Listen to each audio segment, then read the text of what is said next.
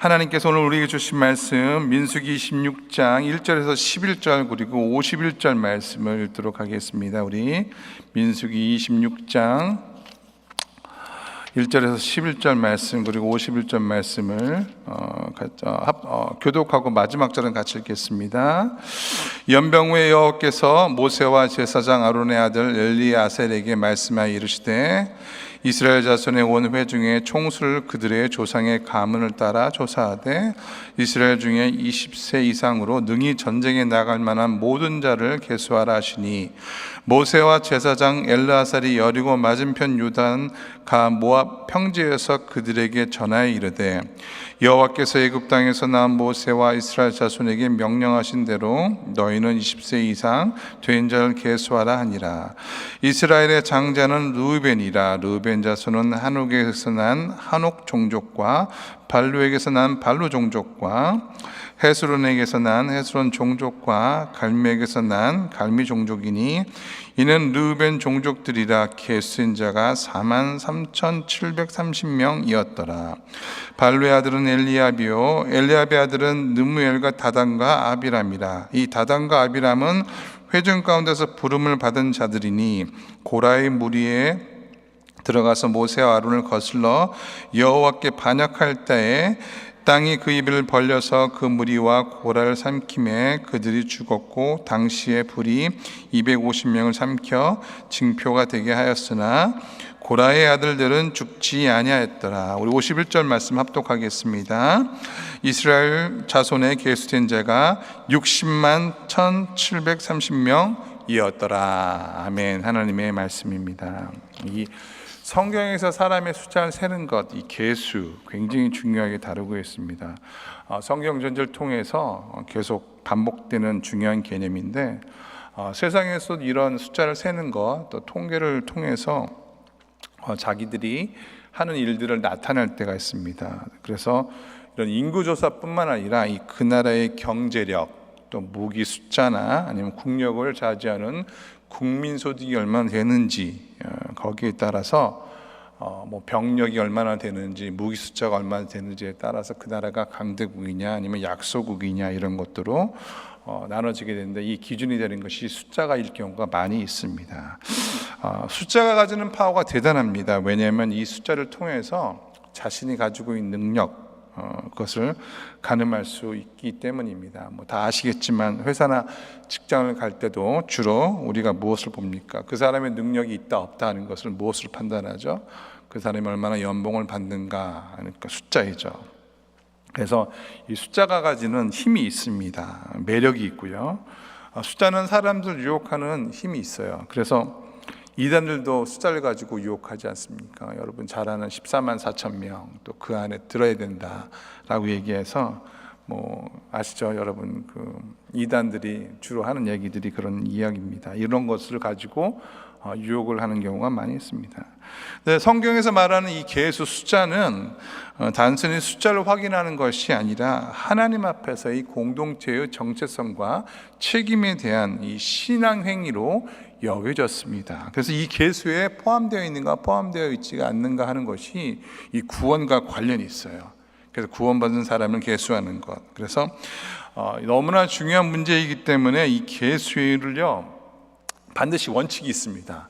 하나님의 명령에 따라서 해야 되고요. 또 성경 전체를 여러분 보시면 아시겠지만 이 계수하는 것이 몇 번 등장하지 않습니다. 제가 보기엔 5번 이하예요. 그래서 이 사람의 숫자를 세는 것, 하나님의 주권에 관한 영역이기 때문에 그 안에 인간의 교만이나 자랑이 들어가면 안 된다고 성경이 명확하게 우리에게 가르쳐주고 있습니다. 그런데 이 부분에서 실패한 사람이 누구입니까? 여러분 우리 믿음의 조상, 위대한 신앙의 영웅 다윗이 여기서 실패했습니다. 사무엘하 24장에 보게 되면 인구조사를 하죠. 그래서 이제 계수를 하는데 사실 이 인구조사에 대해서는 얼마만큼 잘못된 일인지 그 신앙적이지 않은 요압 장군도 알고 있었습니다. 그래서 다윗에게 그렇게 하지 말라고 했음에도 불구하고 다윗이 무리하게 하다가 말년에 여러 가지 어려운 사건을 당하게 되는 원인이 됩니다. 그래서 이 사실 뭐 다윗이었으니까 망정이 다른 사람이었으면 아마 이 계수 문제 때문에 이름에서 성경에서 삭제되었을 것입니다. 그래서 계수는 계수 자체보다 계수 안에 담겨져 있는 뜻과 은혜를 파악해야 됩니다.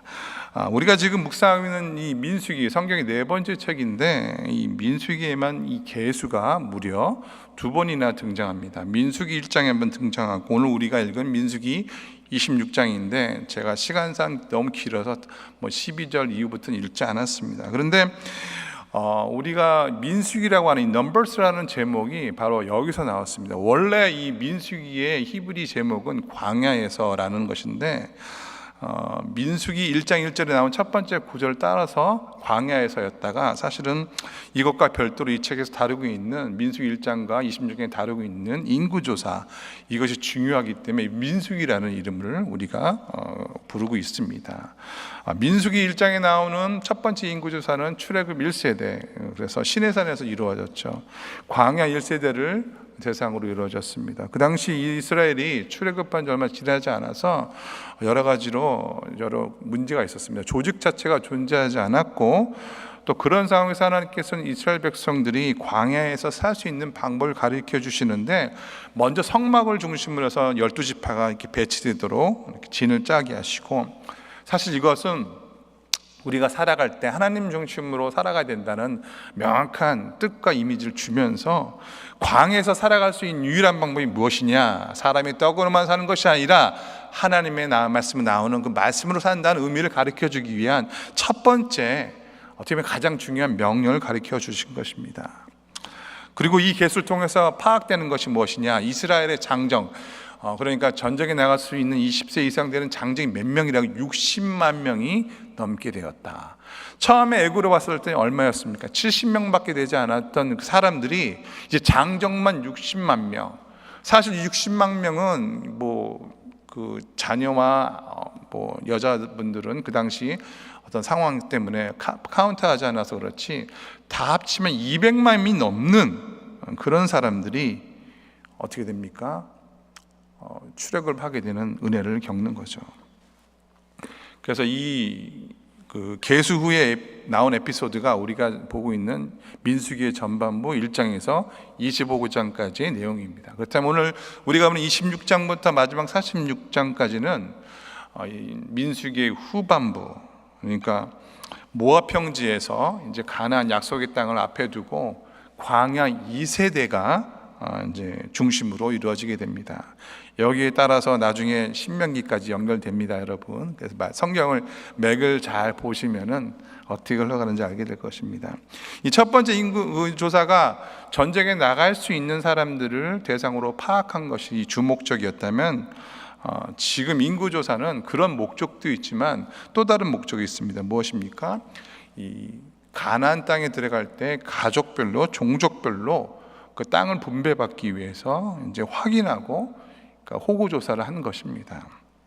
오늘 말씀을 통해서 우리가 배울 수 있는 첫 번째가 있습니다.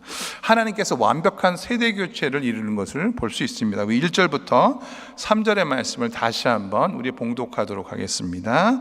연병 후에 여호와께서 모세와 제사장 아론의 아들 엘르아살에게 말씀하여 이르시되, 이스라엘 자손의 온 회중의 총수를 그들의 조상의 가문을 따라 조사하되 이스라엘 중에 20세 이상으로 능히 전쟁에 나갈 만한 모든 자를 계수하라 하시니, 모세와 제사장 엘르아셀이 여리고 맞은편 요단과 모압 평지에서 그들에게 전하여 이르되. 자, 이 말씀 보면 연병거지 사건이죠.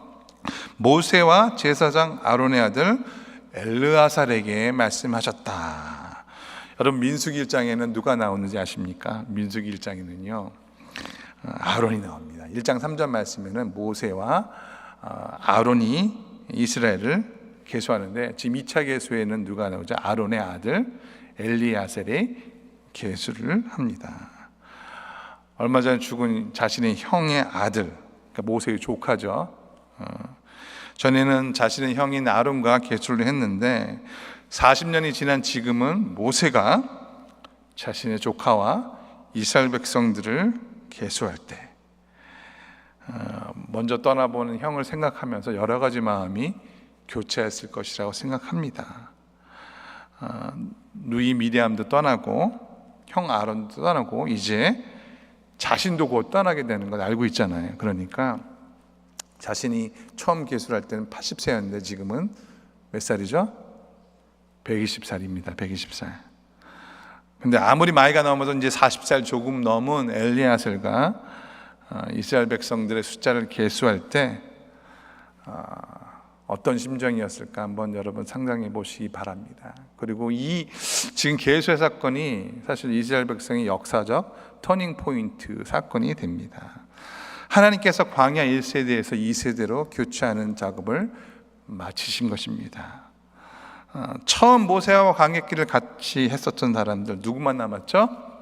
누구만 남았죠? 여호수아와 칼렙만 남았습니다. 그리고 나머지 모든 사람들은 어떻게 됩니까? 먼저 가게 되고요.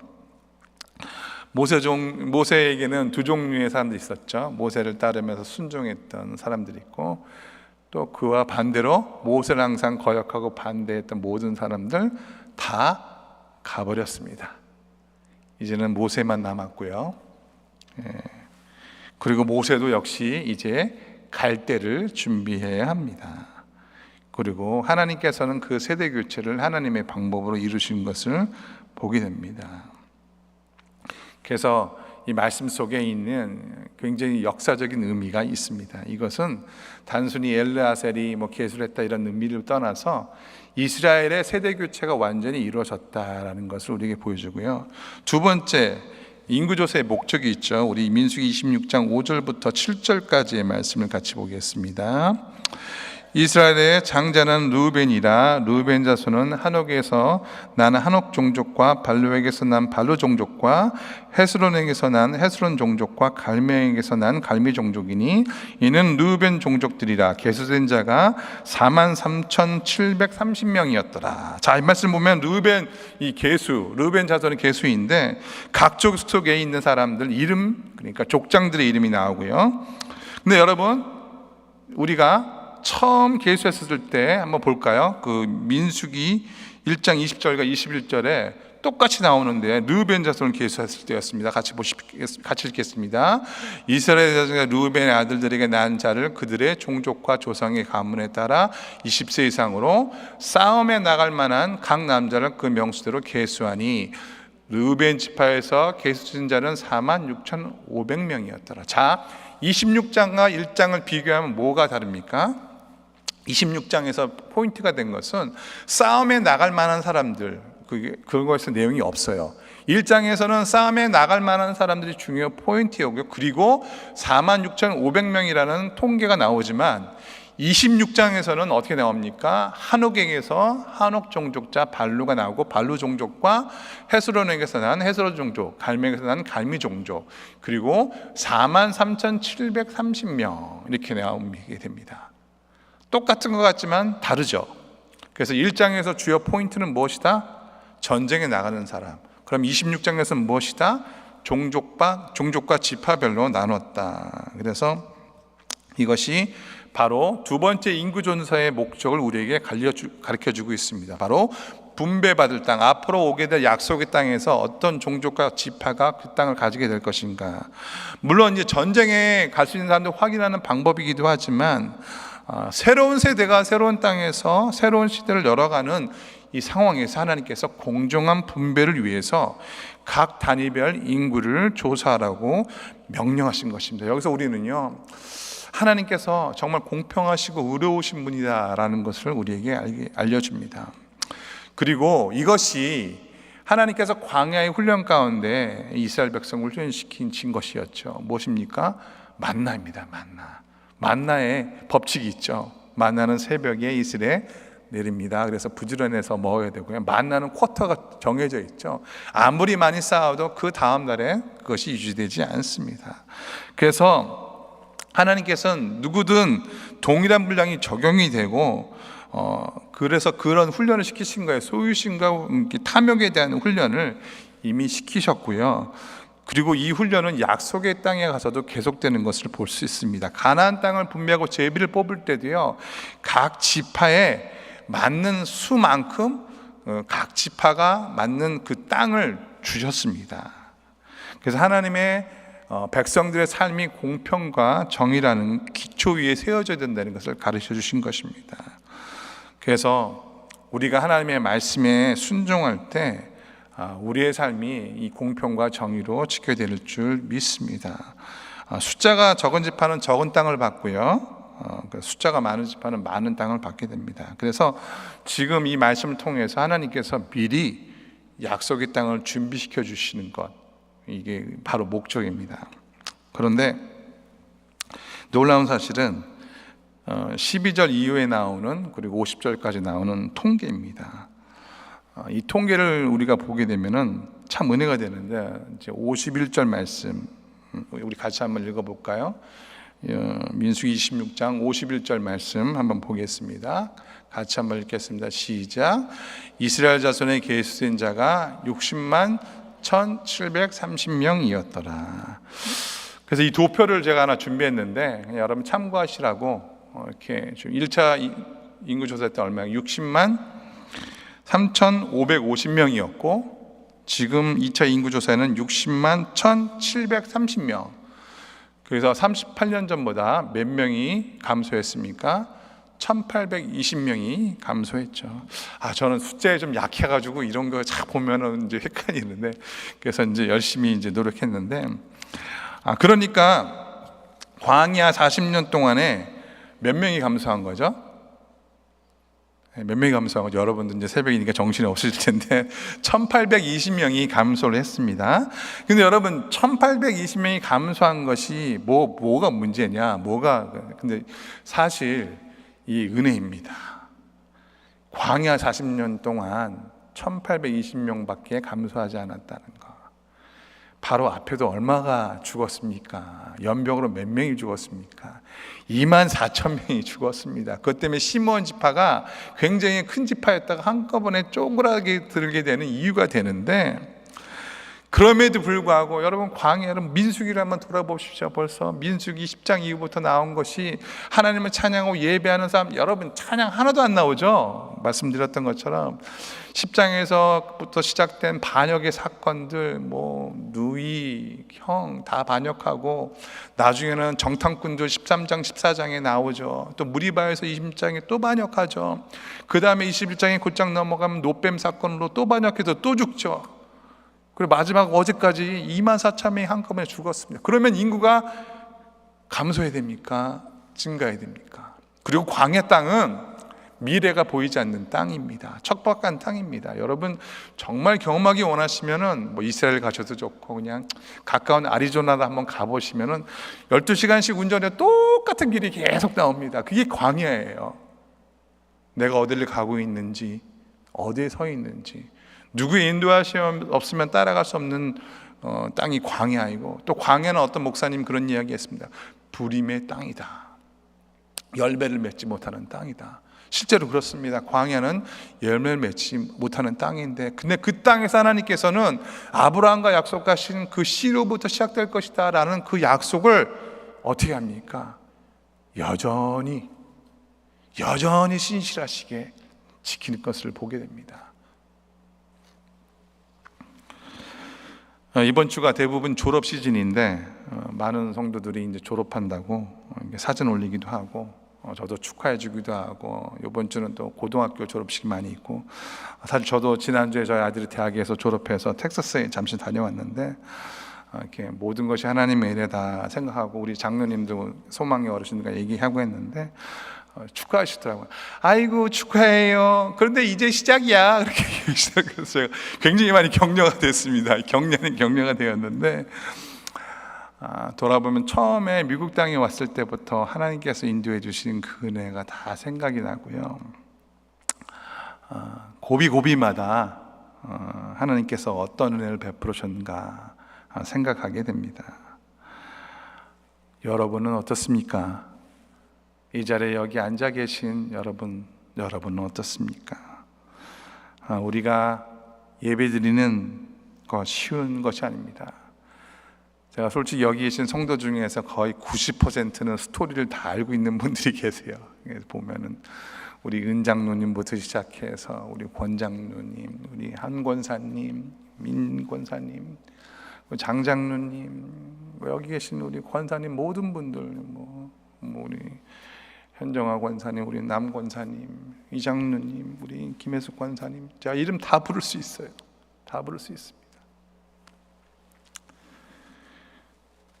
제가 처음 연합교회 왔을 때, 20년 전에 왔을 때 처음 연합교회가 이렇지 않았습니다. 처음에 왔었을 때 성전 이사회에서 들뜬 분위기였지만 조직도 잘 안 갖춰져 있고 성도들의 숫자 지금처럼 많지 않았습니다. 그래서 페이먼트 걱정했어요, 저희 그때 20년 전에. 근데 하나님께서 매주마다 예배 가운데 은혜를 주시고 매주 성장하게 되었습니다. 그래서 중간에 동성애 문제나 또 교단 문제, 또 여러분 우리 또 정유수 목사님께서 갑작스럽게 소천하셔서 여러 가지 어려움도 많았습니다.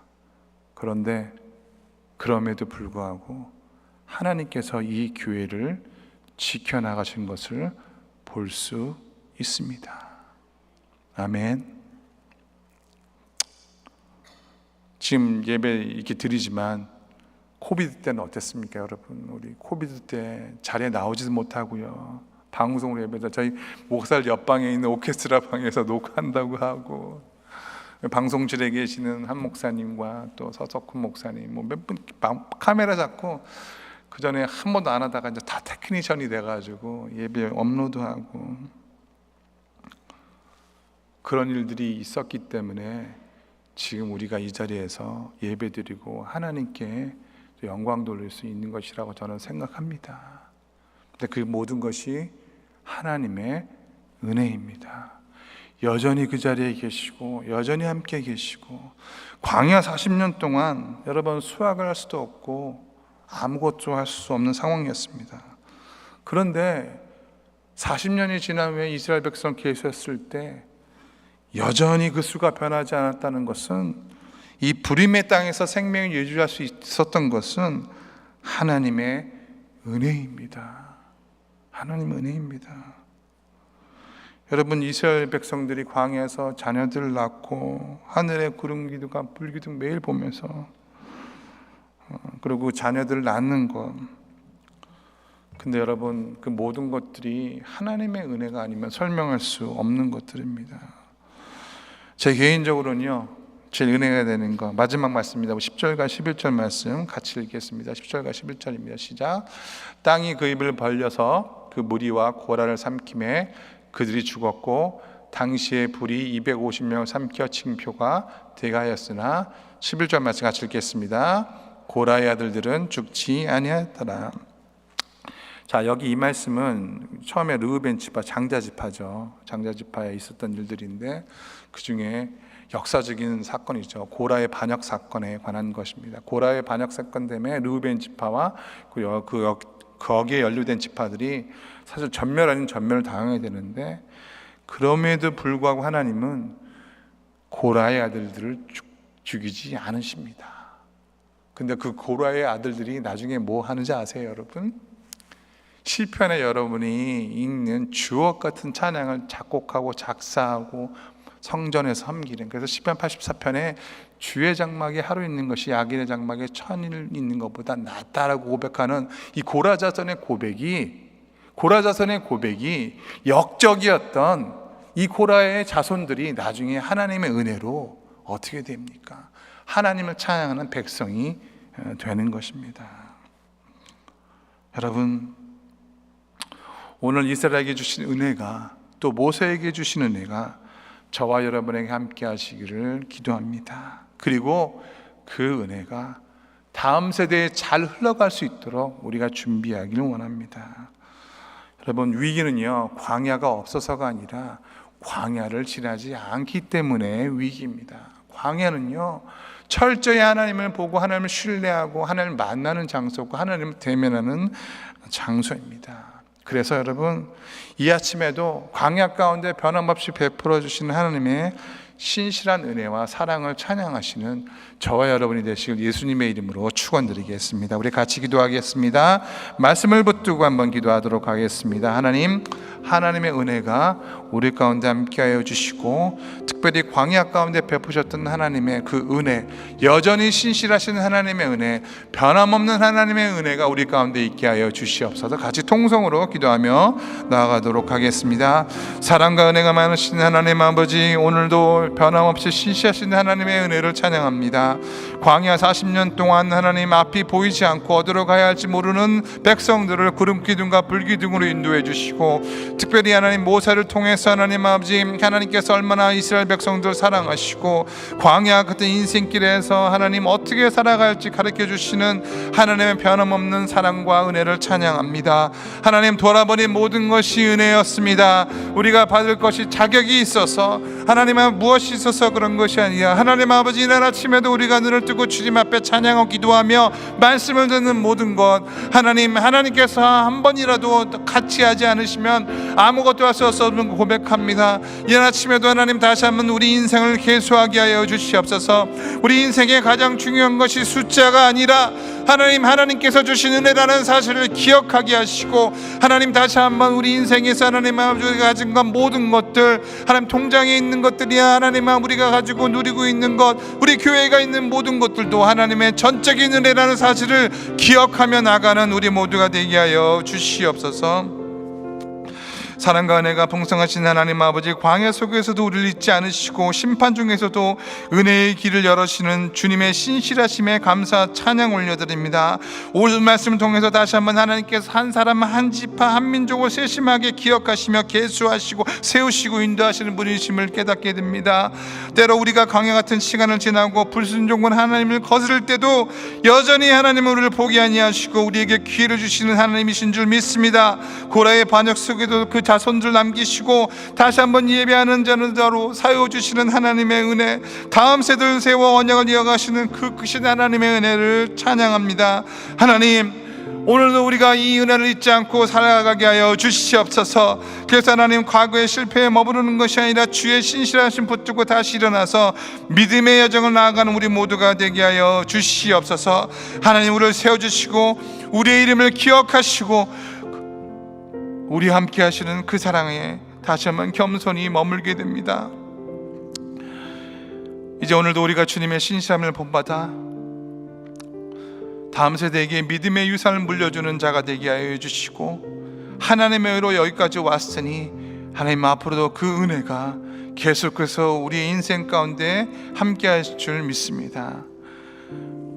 이제는 우리 주 예수 그리스도의 은혜와 하나님 아버지의 극진하신 사랑과 성령님의 감동감과 역사하심이 여전히 광야 속에서 여전히 변함없이 신실하신 사랑으로 우리를 이끄시는 그 하나님의 사랑을 찬양하며 돌아가는 믿음의 종들에게 지금부터 영원까지 함께 계시기를 간절히 축원하옵나이다.